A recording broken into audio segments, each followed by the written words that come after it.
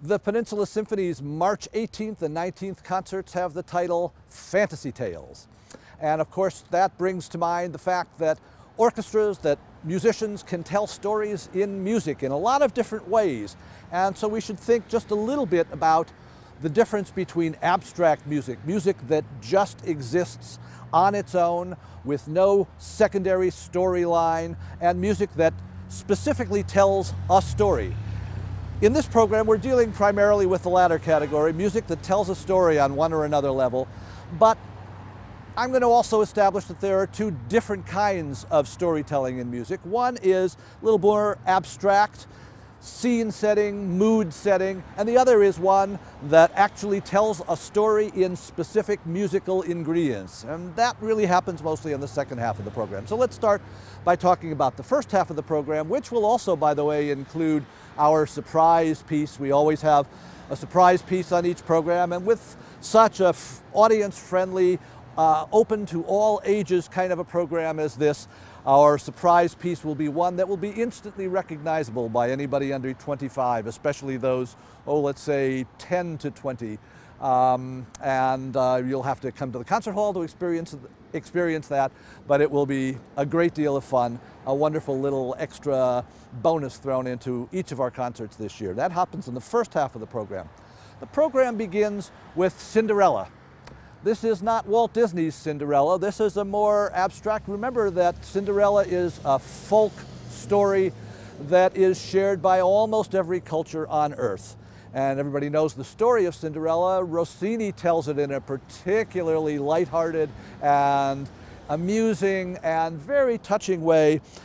In fact, he has a subtitle for La Cenerentola, Cinderella in Italian, which is Goodness Triumphant. And that's the joy of this story. Rossini wrote this opera in 1817 in 3 weeks.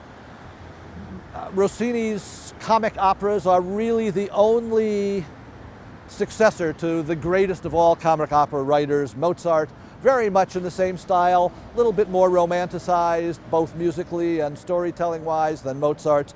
And so this really is just after Mozart's lifetime, and it does have those particular Rossini trademarks, which is sprightliness, just a flighty, lighthearted, comical, easygoing, very cheerful approach to comic opera. Lots of silliness and lots of stunts on stage, and ultimately, and of course, the most gorgeous melodies and the most gorgeous singing imaginable in the bel canto style of the early 1900s.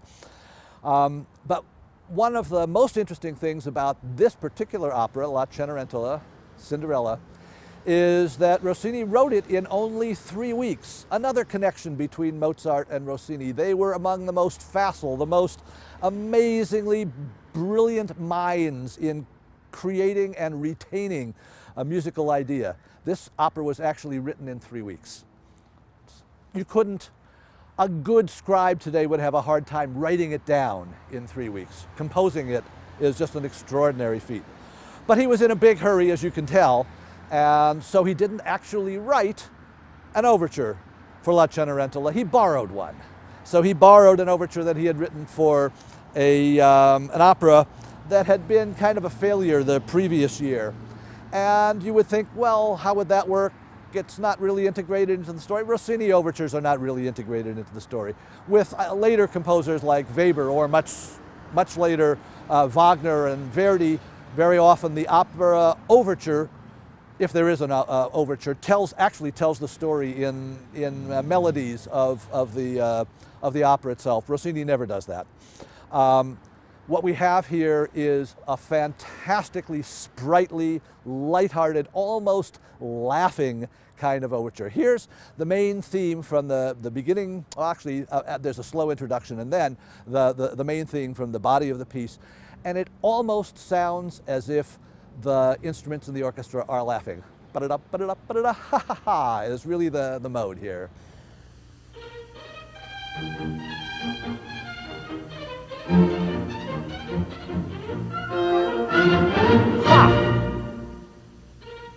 Just a lot of laughing and carrying on, certain amount of coyness and suspense. And then, here we go.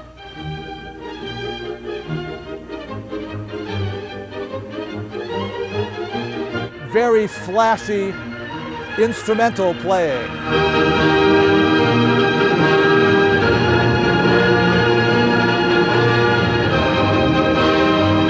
Very challenging piece for the members of the orchestra. Lots of fast flying notes.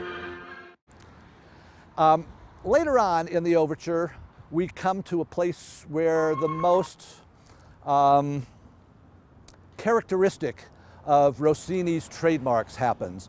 We have this melody that's shared by some of the woodwind instruments with laughing images in it, and then the Rossini Crescendo, something that starts really very quietly, just a little tune, almost feeling like it's off past the horizon, gradually coming in, long crescendo into there's a big explosive moment.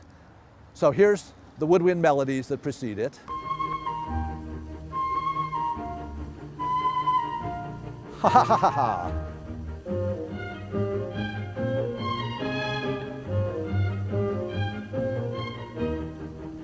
And then we hear the melody a second time.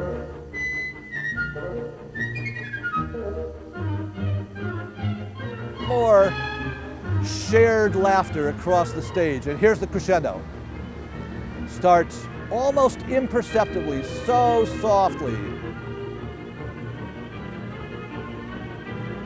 Still way off in the distance. Now it approaches. Now we know the opera is coming. It's almost like lifting the curtain of the opera house. And finally, a big, expansive, exciting ending to this Overture to La Cenerentola, the first piece on the Peninsula Symphony Fantasy Tales program. Right after the Cinderella Overture, La Cenerentola, we will do our surprise piece. And if I gave it away here, that wouldn't be fair, and it wouldn't allow everybody in the concert hall the fun of discovering it. It will be instantly recognizable, I promise. Come and hear it, and you'll find out for yourself.